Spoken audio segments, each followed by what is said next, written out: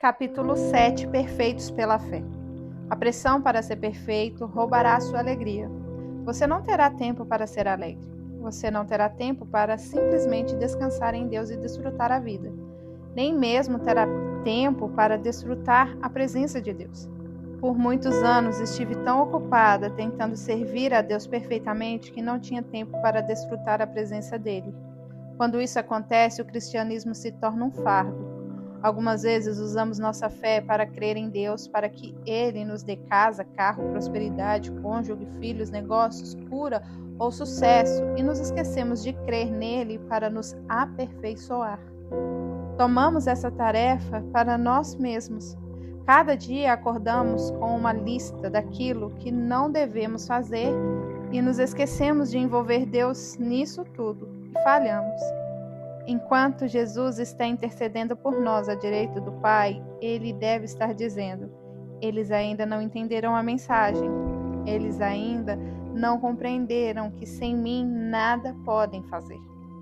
Há somente uma forma de obter a perfeição legalmente, e é pela fé no sangue de Jesus Cristo. Você não pode obtê-la de qualquer outro jeito. Digam-me vocês que estão inclinados a estar sobre a lei. Já observaram o que a lei realmente diz? Gálatas 4:21. O Antigo Testamento dizia: se você fizer todas essas coisas, será aprovado. Mas era impossível guardar todas aquelas leis. Isso era um fardo, um trabalho árduo, e isso roubava a alegria das pessoas. Deixe-me parafrasear Gálatas 4:21. Digam-me vocês que estão inclinados a tentar comprar a perfeição com as suas obras. Vocês realmente ouviram o que a lei diz? Então, no restante de Gálatas 4, o Espírito Santo continua a contrastar a antiga aliança e a nova aliança. A primeira trata-se de uma aliança de obras, de tentar alcançar a perfeição por si próprio. A outra é a aliança da promessa, quando Jesus diz: tudo que eu peço a vocês é que creiam em mim. Conserve os seus olhos em mim, e eu farei as coisas acontecerem no devido tempo. Uma é a aliança de obras e a outra é a aliança de fé. E assim é em cada área de nossas vidas. Gálatas 3:10 diz que aqueles que vivem sobre a lei serão condenados à frustração.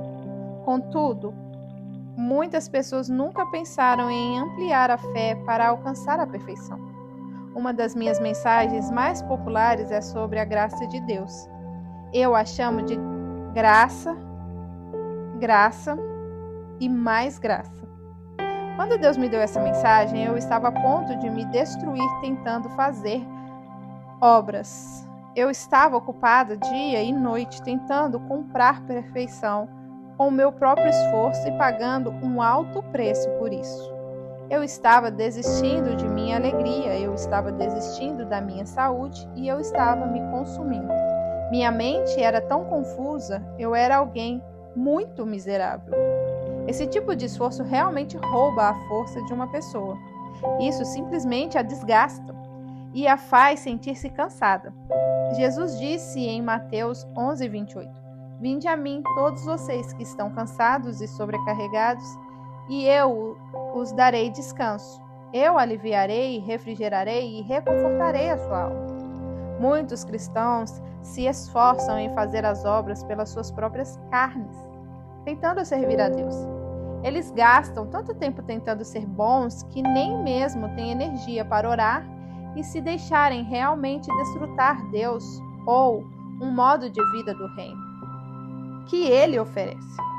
Se houvesse qualquer esperança de que eu pudesse viver uma vida perfeita com as minhas próprias forças, não creio que Jesus precisaria ter o trabalho de ser meu contínuo intercessor ou deixar seu ministério na terra.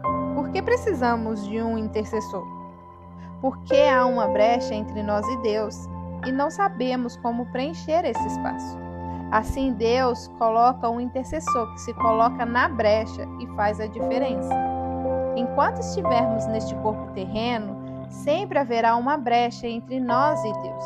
Deus é perfeito em todos os seus caminhos, e eu não sou. Mas Jesus, meu intercessor, está fechando essa brecha. Ele é perfeito. Ele está na brecha por mim dia e noite. Quando eu deixar essa terra e for para o céu, ele não precisará mais fazê-lo, mas enquanto estiver aqui, ele é a minha perfeição. Eu sou completa em Cristo. Deus nos escolhe propositalmente. Quando Paulo diz que Deus propositalmente escolhe as coisas fracas e tolas do mundo para que ele possa usá-las e confundir as coisas sábias, 1 Coríntios 1:27, ele quer que aqueles que são sábios em si mesmos olhem para aqueles que estão sendo usados por Deus e digam: você? Ele quer surpreendê-los. Anos atrás, logo após Deus ter me chamado para o ministério, ele me deu uma visão sobre como planejaria me usar. Eu era imatura e contava às pessoas a respeito disso. Certa noite, uma jovem aproximou-se de mim numa festa da igreja e disse: alguém me disse que você pensa que terá um dos maiores ministérios conduzidos por uma mulher desta nação. Você realmente disse isso? Respondi: sim, creio que o Senhor me disse isso. Retrucou: francamente, com a sua personalidade, não sei como isso poderia acontecer. Ela realmente me disse isso. No início, eu tinha um orgulho carnal suficiente para pensar: espere e verá. Mas Deus me humilhou a ponto de eu reconhecer que isso jamais aconteceria sem Ele. Eu tive de encarar a mim mesma, assim como eu era, e começar a dizer: não posso fazer nada sem o Senhor Deus.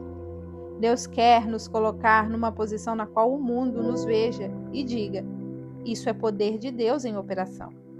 Porque você pensa que Jesus escolheu aqueles discípulos. Se ele estivesse buscando perfeição, provavelmente não teria escolhido cobradores de impostos e pescadores. Cobradores de impostos eram odiados nos dias de Jesus. Eles eram os piores dos piores. Ninguém suportava cobradores de impostos. Contudo, Jesus disse a Mateus: quero usar você. Siga-me. Tudo o que ele tinha de fazer para qualificar-se era seguir a Jesus. Jesus não entregou um formulário aos candidatos a discípulos e disse: descreva todas as suas qualificações. Ele não disse: bem, você ficará comigo algumas semanas e eu observarei quantos erros você comete. Tudo o que ele disse foi: sigam-me, sejam meus discípulos, aprendam sobre mim e desejem ser como eu. E os farei pescadores de homens, e eu os usarei. Sim, Deus escolhe as coisas fracas e tolas deste mundo propositalmente para que as pessoas possam olhar para elas e dizer: isso só pode ser Deus. É isso o que Ele quer. Ele quer usar e que as pessoas saibam que isso é obra dele. Eu digo às pessoas em todos os lugares: vocês não poderiam acreditar na confusão e desolação em que eu estava. Você não acreditaria no passado que eu tive. E olhe o que Deus está fazendo agora. O que você poderia dizer diante disso a não ser: isso só pode ser Deus? Mas se ele tivesse começado com alguém que não tinha nenhum problema, alguém que fosse polido e pudesse falar tudo corretamente, as pessoas poderiam dar crédito a Joyce Meyer em vez de Deus. Deus e eu não temos qualquer problema em saber de quem é o crédito. Sei de onde vem a habilidade. E as ocasiões em que cometo erros serve como um doloroso lembrete de quem eu sou. Li essas declarações recentemente. Deus deixa patentes as imperfeições de alguns dos seus santos escolhidos propositalmente, apenas para mantê-los numa posição em que Ele possa usá-los. Pense sobre isso. Quão orgulhosos e altivos seríamos se passássemos 3 dias sem cometer um único erro? Como agiríamos? Imediatamente nos tornaríamos mestres de todos. Cada pessoa imperfeita teria de se submeter às nossas instruções perfeitas e nos deixar dizer-lhes como poderia tornar-se perfeita, assim como nós. Seríamos orgulhosos e arrogantes, e isso impediria Deus de nos usar. Deus usa homens e mulheres humildes, e não aqueles que pensam que são capazes em si mesmos. esforçando-se para ser um cristão maduro. A maturidade cristã não é necessariamente fazer tudo perfeitamente ou nunca cometer um erro. É conhecer a Cristo e o poder da sua ressurreição. Sabemos que cometemos erros, mas se admitimos nossos pecados e sinceramente nos arrependemos, Ele é fiel para nos perdoar e purificar de toda a injustiça. 1 João 1,9. Creio que um cristão maduro aprende como estar sobre o sangue em vez de sob condenação. Em Filipenses 3, Paulo diz que ele não chegara ainda ao lugar ideal da perfeição, mas estava determinado a prosseguir para o alvo. Numa parte do versículo 15, ele continua: assim que aqueles de nós que são espiritualmente maduros e adultos tenham esse propósito e mantenham essa convicção. Um cristão maduro certamente estará tentando fazer o seu melhor a cada dia e fazê-lo com a motivação certa, que é seu amor por Jesus. Somos feitos justos com Deus por intermédio do sacrifício e do derramamento de sangue de Jesus Cristo e não dos nossos esforços para agradar a Deus. Não gaste sua vida tentando agradar a Deus para que Ele possa amá-lo ou abençoá-lo mais. Deus é amor. Ele já amava você incondicionalmente mesmo antes que você prestasse qualquer atenção nele. Ele prometeu nunca rejeitá-lo se você crer nele. Um cristão maduro sabe que mesmo fazendo o seu melhor, ainda cometerá erros.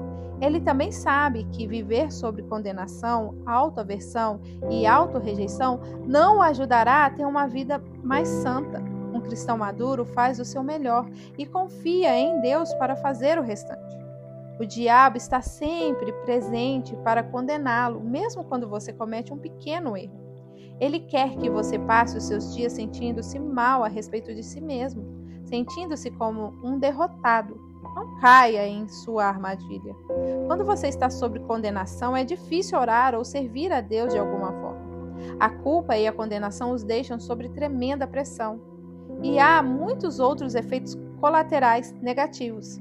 Isso pode causar todo tipo de dano, desde dificuldade para você progredir até mesmo trazer uma enfermidade física. Outra coisa que acontece é que colocamos um peso nos outros para serem perfeitos se vivermos sob tal peso também. Expectativas irrealistas colocam uma grande pressão nos relacionamentos. Isso arruína muitos casamentos, assim como os outros tipos de relacionamento, incluindo aqueles entre pais e filhos. Em outras palavras, o perfeccionista exige perfeição dos outros, assim como de si mesmo. Filhos precisam de correção, mas não de rejeição. Eles precisam de aceitação e amor incondicional. Precisamos ser capazes de mostrar misericórdia aos outros e não sermos legalistas, inflexíveis e difíceis de agradar. Mostrar misericórdia requer receber misericórdia. Lembre-se de que você é excessivamente duro consigo mesmo. Isso pode levá-lo a agir da mesma forma com outras pessoas. Jesus disse em Mateus 11, do 29 ao 30, tomem o meu jugo sobre vocês e aprendam sobre mim, pois sou gentil, manso e humilde, modesto de coração. E vocês encontrarão descanso, alívio, tranquilidade, refrigério, restauração e uma quietude abençoada para suas almas, pois o meu jugo é benéfico, útil, bom, não é cruel, duro, pesado, desgastante, mas confortável, prazeroso e agradável, e o meu fardo é leve, é fácil de carregar. Nunca devemos tentar colocar um jugo sobre nós mesmos ou sobre alguém, mais que o próprio Jesus não tenha colocado. O Espírito de Jesus é paciente, longânimo, indulgente, é lento em se irritar. Temos seu Espírito em nós e podemos aprender a nos comportar da forma que Ele o faria nos relacionamentos. Você quer descobrir se é um cristão maduro? Viver sobre condenação não é sinal de maturidade. Maturidade exige que sua atitude seja: estou progredindo para o alvo da perfeição. Não cheguei lá ainda, não o alcancei, mas me mantenho prosseguindo para o alvo. Tomei uma decisão de que não vou viver sobre culpa e condenação. Não vou viver constantemente tentando imaginar o que está errado comigo. Uma coisa faço: esqueço-me daquilo que está para trás, os meus erros, e prossigo para o que está adiante de mim, a grande vitória sobre a carne a cada dia. Lembre-se de que a condenação é um sentimento que o diabo produz quando cometemos erros e recebemos tal sentimento como verdade se não soubermos que o nosso valor e dignidade estão em Cristo e não em nossas obras. Vivemos pela fé e não por sentimentos. O que é perfeição aos olhos de Deus? É um coração perfeito diante dele. É ser uma pessoa que quer fazer tudo correto e está prosseguindo para o alvo, que ama Jesus de todo o coração. Li um artigo interessante recentemente que diz que muitas pessoas amam a Jesus, mas elas não estão apaixonadas por ele. Como alguém age quando está apaixonado? Você pensa na outra pessoa o tempo todo, procura por ela, sempre quer estar na companhia dela e fazer tudo para agradá-la. Eis como devemos ser em relação a Jesus. Precisamos estar apaixonados por ele, porque ele morreu por nós na cruz. Devemos procurar por ele como a corça busca pelas correntes das águas. O Salmo 42:1 diz: assim como a corça anseia pelas correntes das águas, assim espero e anseio por ti, ó Deus. Deus está buscando pessoas com um coração perfeito, não com um desempenho perfeito. Nós nos preocupamos mais com as nossas fraquezas do que Ele. Ele sabe que nossas fraquezas são simplesmente lugares onde Ele pode mostrar-se forte em nós. Rejeitamos a nós mesmos e aos outros por causa das imperfeições. Outras pessoas nos rejeitam por causa das nossas imperfeições. Deus nunca nos rejeita por causa das nossas imperfeições e fraquezas. Confia nele. Paulo ensinou aos Gálatas sobre a liberdade deles em Cristo, que seu valor está em Cristo e não em suas próprias obras. Ele aparentemente tinha recebido alguma revelação dessa verdade e estava começando a caminhar nela e a desfrutá-la. Contudo, o diabo não desistiu deles e nem desistirá de você. Ele tentará constantemente levá-lo de volta a estar sobre a lei, e a lei que obtém perfeição por seguir todas as regras, regulamentos e nunca cometer um erro. Paulo os instruiu não somente a se esforçarem para serem livres, mas também não perderem a libertação e a liberdade já conquistada. Eles tinham recebido certa medida de liberdade, e então Paulo percebeu que eles estavam mudando e voltando para o lugar de origem. Eles estavam desistindo de sua liberdade e voltando para a escravidão da lei. Ele disse em Gálatas 3:1: ó, pobres, insensatos e tolos, Gálatas, quem vos fascinou, encantou ou enfeitiçou? Sim, Satanás tentará impedi-lo de ser livre do medo da rejeição e do medo da imperfeição. Seja qual for a liberdade de que você obtiver, ele tentará roubá-la novamente. Essa é a razão pela qual vivo repetindo a mesma coisa neste livro de forma diferente. Sei que é necessário muitas revelações para fazer completa a libertação para aqueles que estão em armadilha por causa da aceitação por meio do desempenho. Levar liberdade a esses que têm vivido a vida tentando evitar a rejeição por meio da perfeição é uma das minhas maiores alegrias. Sofri muito nessa área. Por isso, tenho prazer em ajudar outros a enxergar a verdade. Gálatas 3:2-3 diz: deixe-me fazer-lhes essa pergunta. Vocês receberam o Espírito Santo como resultado de obedecer à lei e fazer suas obras, ou ao ouvir a mensagem do Evangelho e crer nela? Foi ao observar a lei de rituais ou pela mensagem da fé? Vocês são tolos, insensatos e loucos? Tendo começado sua vida espiritual com o Espírito Santo, estão agora alcançando a perfeição ao depender da carne? Paulo estava ensinando a esses cristãos que eles não mais tinham de viver sobre a lei, porque eles estavam agora vivendo na disposição da graça, e assim é conosco. A dispensação da graça é um período de tempo em que as pessoas não têm de viver sobre a lei para obter a perfeição. Deus escreve sua lei no coração e na mente delas e coloca seu Espírito nelas. Sua perfeição será encontrada somente em Cristo. Quando você coloca a sua confiança nele e passa a depender dele. O tempo a respeito do qual eles tinham lido enquanto viviam na antiga aliança chegara, mas ainda tinha dificuldade em crer nisso e aderir a esse tempo novo. Por quê? Penso que a mensagem do Evangelho é tão simples que buscamos algo mais complicado e assim, como diz um antigo ditado, é bom demais para ser verdade. Portanto, a nossa mente encontra dificuldade em compreender e convencer-se deste fato. Você precisa se encher de uma revelação contínua nessa área, especialmente se é uma pessoa que veio de um passado de rejeição e baixa autoestima. Enquanto você persevera na palavra de Deus, receberá mais e mais liberdade nessa área e aprenderá como manter a liberdade obtida. Raramente saímos da escravidão para a completa liberdade de forma imediata. Isso acontece em estágios, que segundo aos Coríntios 3,18 chama de degrau de glória. Somos transformados de glória em glória. Não fique desencorajado se o seu processo parece lento. Progresso lento é melhor do que nenhum progresso. E você provavelmente não estará se movendo mais lentamente do que a maioria das pessoas. Mantenha-se buscando a Deus tão frequentemente quanto precisa e peça por maior revelação e maior liberdade nessas áreas.